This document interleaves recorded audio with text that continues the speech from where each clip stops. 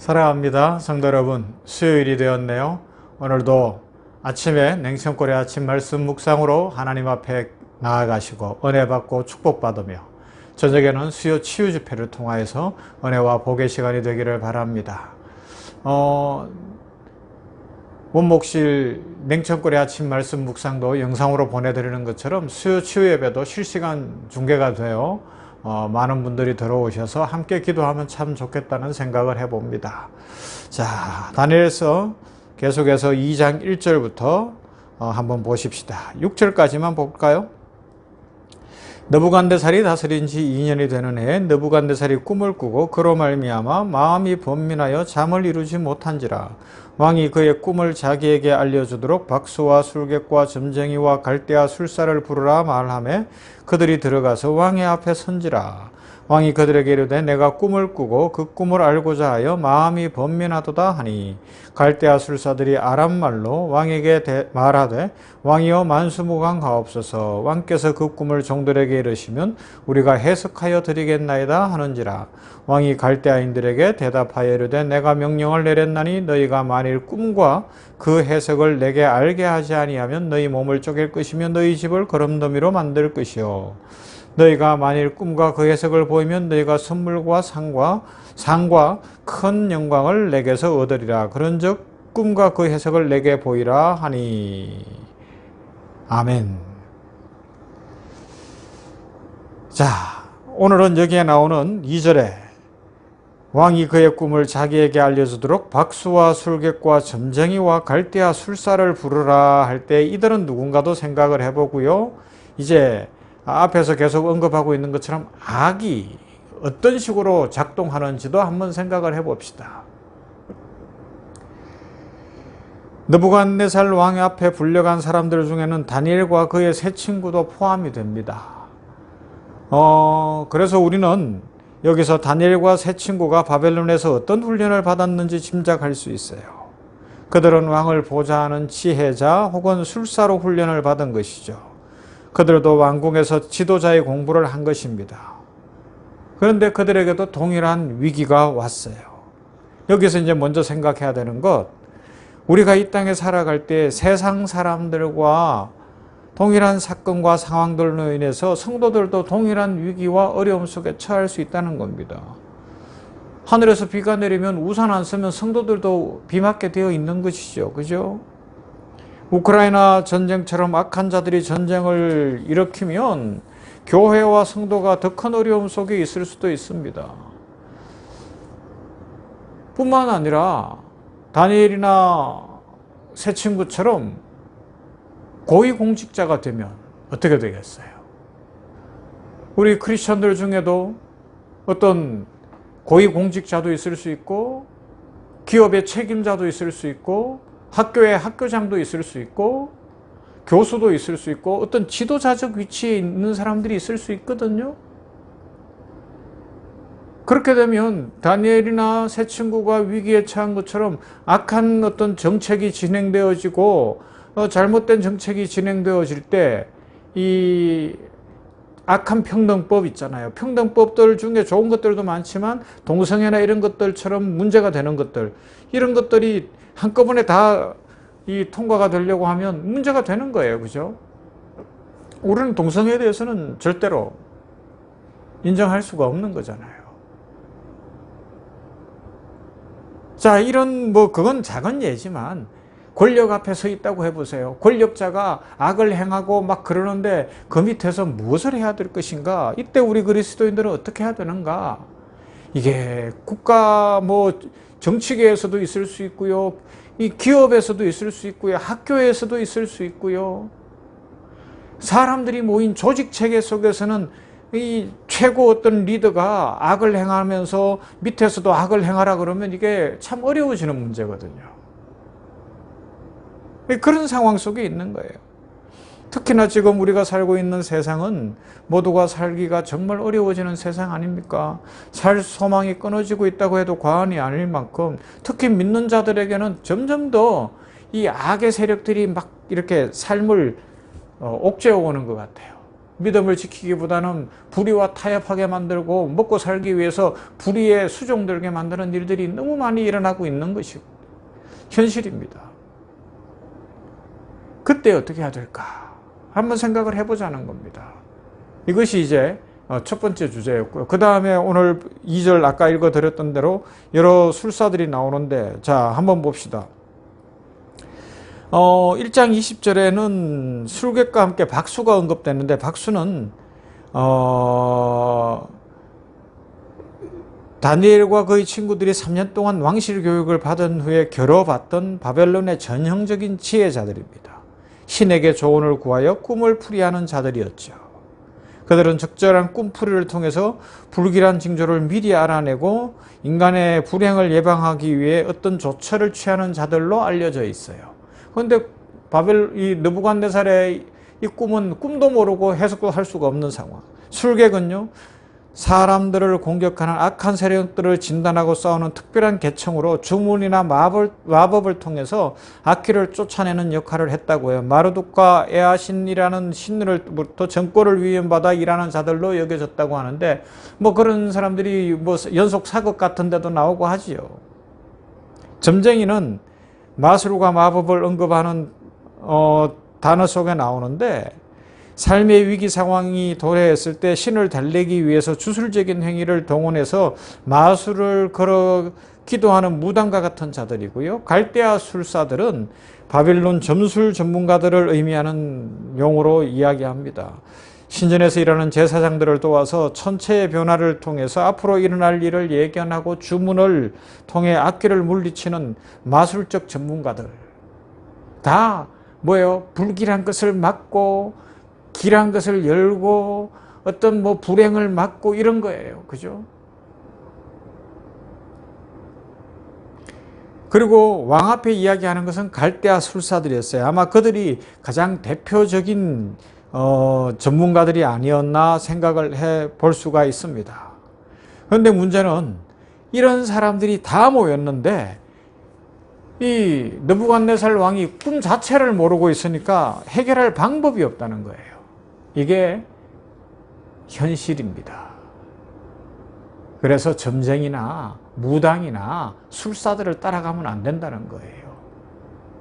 그들은 사람들이 막 마음이 연약해져서 왔을 때 짐작과 어떤 그런 것들로 하면서 결국은 불안한 마음에 불안만 더 가중시킬 수 있고요. 진짜 답이 될 수가 없어요. 여러분, 점쟁이 찾아가는 분들이 있습니까? 주변에 그런 사람들이 있나요? 술사를 찾아가나요? 망조입니다. 그러면 큰일 납니다. 그것이 아니라는 거죠. 이 권력 앞에서 꼼짝도 못하고 있잖아요. 느부갓네살이 꿈도 알고 해석 갖고 오라 그러는데 여기 나오는 박수라든가 뭐 술객이나 점쟁이나 갈대아 술사나 뭐 아무도 해결 못하는 것이 현실이더라는 겁니다. 결론적으로 답은 누가 찾아와요? 하나님 앞에서 하나님이 은혜 주셔서 다니엘이 찾아오는 거예요. 인생의 답은 하나님께 있습니다. 예수님 잘 믿으면 됩니다. 하나님의 말씀 속에 답이 있습니다. 하나님 앞에 기도할 때 하나님께서 복을 주십니다. 그런데 이제 그 다음 권력의 타락과 악의 일상화를 보게 되는 거죠. 5절에 보면 왕이 갈대아인들에게 대답하여 이르되 내가 명령을 내렸나니 너희가 만일 꿈과 그 해석을 내게 알게 하지 아니하면 너희 몸을 쪼갤 것이며 너희 집을 거름더미로 만들 것이오 라고 말합니다. 내가 명령을 내렸나니 내가 명령했다는 거예요. 그 말은 다르게 이야기하면 뭔가 하면 나로부터 명령이 나갔다. 이건 법이다 라는 거예요. 법을 내렸으니 악법도 지켜라. 이제는 죽는 것밖에 다른 것은 없다라는 거예요. 몸을 쪼개는 것은 두 가지예요. 죽이는 방법이 있고요. 몸의 어떤 부분들을 잘라내서 장애를 입혀서 평생 수치와 불편 속에 살게 하는 그런 형벌이었다고 이야기합니다. 아, 잔인해요. 그런 집을 거름더미로 만든다는 것은 아예 그 가문을 없애버리겠다는 이야기 아니겠습니까? 이것은 당시 세계 대제국 바빌론을 다스리는 황제의 힘을 보여주기도 하지만 반대로 뒤집어서 생각하면 뭐예요? 타락한 왕의 악한 모습이에요.